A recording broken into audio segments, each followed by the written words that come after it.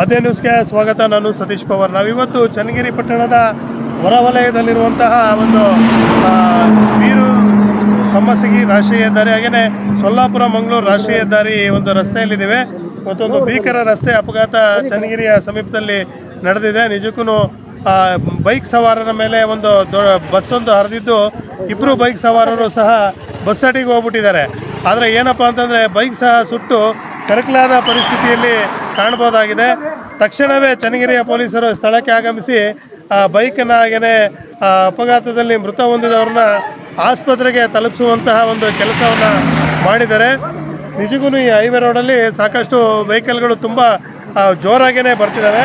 ಇವತ್ತು ಬಂದಿರೋ ಬಸ್ಸು ಬಳ್ಳಾರಿಯ ಒಂದು ಬಸ್ ಆಗಿದ್ದು ರಿಪ್ಪನ್ಪೇಟೆಗೆ ಒಂದು ಮದುವೆ ಒಂದು ಕಾರ್ಯಕ್ರಮಕ್ಕೆ ಹೋಗಿತ್ತಂತೆ.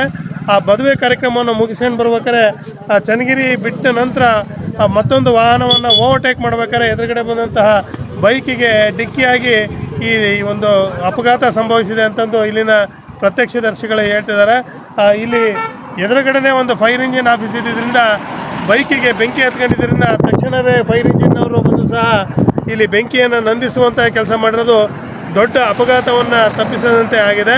ನಿಜಕ್ಕೂ ಇಂತಹ ರಸ್ತೆಗಳಲ್ಲಿ ಒಂದು ರಸ್ತೆ ತಡೆಗಳನ್ನಾರೋ ಅಥವಾ ಒಂದು ಸ್ಪೀಡ್ ಲಿಮಿಟ್ನಾರನ್ನು ಹಾಕಬೇಕು ಅಂತೇಳಿ ಜನರು ಸಹ ಇಲ್ಲಿ ಹೇಳ್ತಾ ಇದ್ದಾರೆ. ನಿಜಕ್ಕೂ ಭಾರಿ ದುರಂತದ ಒಂದು ಅಪಘಾತ ಆಗಿದ್ದು ಇಬ್ಬರು ಬೈಕ್ನ ಸವಾರರು ಇಬ್ಬರೂ ಸಹ ಸ್ಥಳದಲ್ಲೇ ಮೃತಪಟ್ಟಿದ್ದಾರೆ.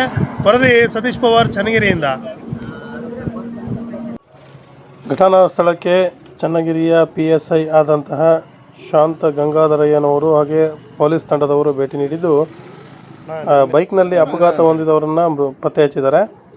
ಬೈಕ್ನಲ್ಲಿ ಅಪಘಾತ ಹೊಂದಿದವರು ಚಿತ್ರದುರ್ಗ ಜಿಲ್ಲೆಯ ಭರಮಸಾಗರದ ಕೋಡಿ ರಂಗವನಹಳ್ಳಿ ಗ್ರಾಮದ ಮಂಜುನಾಥ್ ಮತ್ತು ಗಣೇಶ್ ಅಂತಂದು ಗುರುತಿಸಲಾಗಿದ್ದು, ಈಗಾಗಲೇ ಈ ಮೃತಪಟ್ಟವರನ್ನು ಚನ್ನಗಿರಿಯ ಸಾರ್ವಜನಿಕ ಆಸ್ಪತ್ರೆಯ ಶವಾಗಾರಕ್ಕೆ ಸಾಗಿಸಲಾಗಿದೆ. ಹಾಗೆಯೇ ಸಾಕಷ್ಟು ರೋಡ್ ಜಾಮ್ ಆಗಿದ್ದು ಆ ರೋಡನ್ನು ಒಂದು ರಸ್ತೆಯನ್ನು ವಾಹನಗಳನ್ನು ಅಲ್ಲಿಂದ ತೆರವುಗೊಳಿಸುವ ಮೂಲಕ ರಸ್ತೆಯ ಸಂಚಾರವನ್ನು ಸಹ ಈ ಸಂದರ್ಭದಲ್ಲಿ ಸುಗಮಗೊಳಿಸಿದ್ದಾರೆ. ವರದಿ ಸತೀಶ್ ಪವಾರ್, ಚನ್ನಗಿರಿಯಿಂದ.